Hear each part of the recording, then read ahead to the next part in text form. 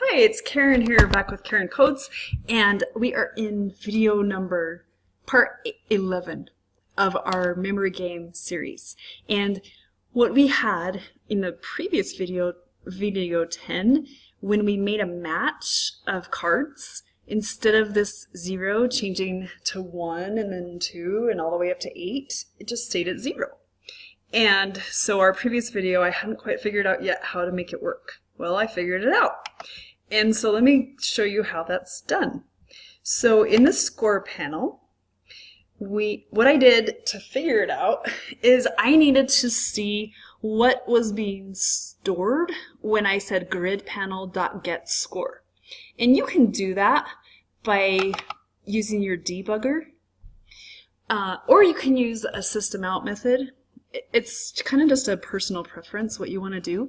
But when I said system out print line and I said number, I got this lovely long line, Java X-Swing JLabel, and I started noticing, oh, these are all the attributes of the JLabel that are getting passed in when I say get score. And so I looked around at all the attributes just to see, well, what's it storing and why is it storing? And I noticed that there was a label for and a text.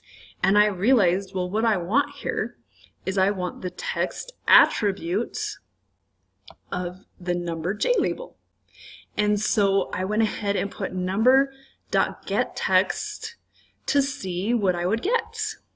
And I found that when I did that, I actually got the score.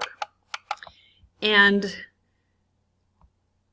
sorry, I'm just a little bit excited that it works now. But anyway, so going back to the game panel, let's see, it wasn't the game panel, sorry.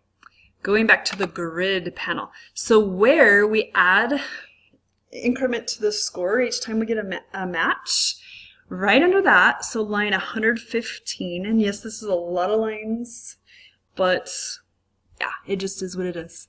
So what I figured out is I needed to make the number a static. Oh, let me show you that first. So in order for number to be visible in another class, there's a couple of things I had to do. I had to do a static JLabel number. And what the static did is it made it so that it knows, the compiler knows that within this Java program, there's only one JLabel called number.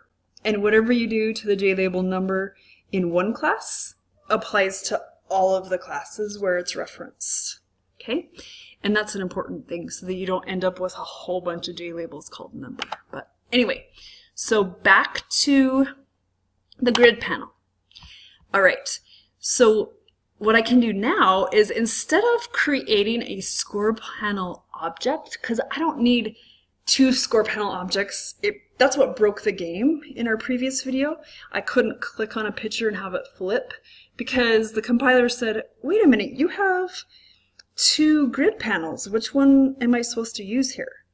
And so instead of creating 2 and making it all confusing for the compiler, what I did is I said score panel and I referenced number as a static component, and then I just said dot set text, and I needed to use a wrapper class because what happens is the score is an integer with a lowercase I, and integers cannot be cast or converted to strings, but there's a wrapper class for all integers, and so it takes it from the raw or primitive type of integer and it changes it to an object of the integer type.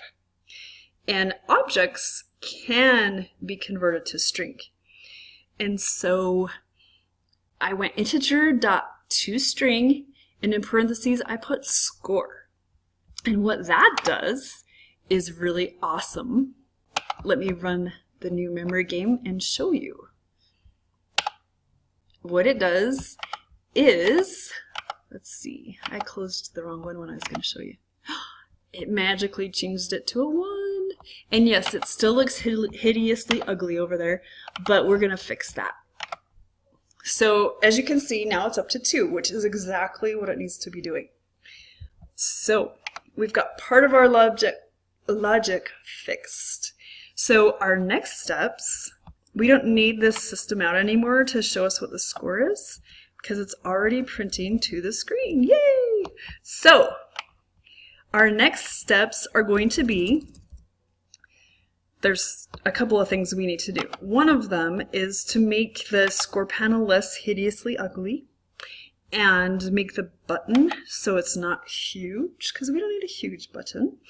And then we also need to add an action listener to this play again button so that when it's clicked, the user can restart the memory game without closing the game and restarting it in order to play. So that's kind of the objective going forward of the videos. So video 12 is going to include 2 things. It's going to include the redesign of the score panel so that it's not hideous. And then it's also going to include the logic for, or the action for when you click on the play again button when you want to restart the game.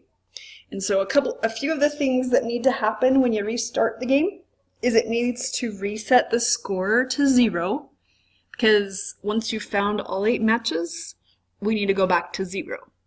And the second thing it needs to do is it needs to take away the current cards and re-add them to the panel, to the grid panel. And so we're going to do that in the next video. So thanks for watching. We now have a working score, and we're going to work on the logic for the button and making the whole panel look less hideously ugly in our next video or 2, depending on how long the time works out to be. So that's all for this video. Thanks for watching.